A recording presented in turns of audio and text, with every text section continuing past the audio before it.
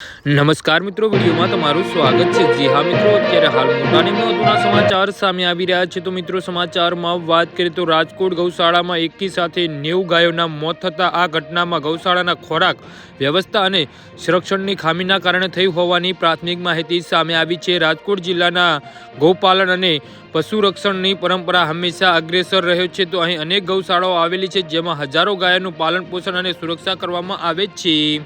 આ ગૌશાળામાં ગાયોને આરોગ્યપૂર્ણ જીવન આપવા માટે વિવિધ પ્રયાસો કરવામાં આવે છે, જેમ કે નિયમિત તપાસ, પોષણક્ષમ ખોરાક અને વેટરનરી સેવાઓ આપવામાં આવે છે। જો કે ગાયોને આરોગ્યને લગતી કાળજી અત્યંત મહત્વની છે, કારણ કે તેમની સુરક્ષા સમાજની સાંસ્કૃતિક અને ધાર્મિક માન્યતા સાથે જોડાયેલી છે। આજે રાજકોટ જિલ્લાના કુટાળા સાંગણી પંથકમાં આવેલા એક ગૌશાળામાં આશરે 90 ગાયોના અકાળે મોતની ઘટના બની છે, જેને સમગ્ર વિસ્તારમાં ભારે ચર્ચા અને ચિંતા પેદા કરી છે।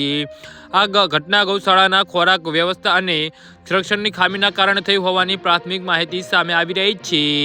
તો આ ઘટના પ્રતિક્રિયા આપતા માલધારી અગ્રણી રણજીત મુંદવાએ કડક કાર્યવાહીની માંગ કરી છે। તેમણે કહ્યું છે કે આવી ઘટનામાં જવાબદાર વ્યક્તિ સામે કઠોર પગલાં લેવા જોઈએ, જેથી ભવિષ્યમાં આવી બેદરકારી ન થાય, અને તેમણે તંત્રને ગૌમાતાની સુરક્ષા માટે જવાબદાર બનાવવા અપીલ કરી છે।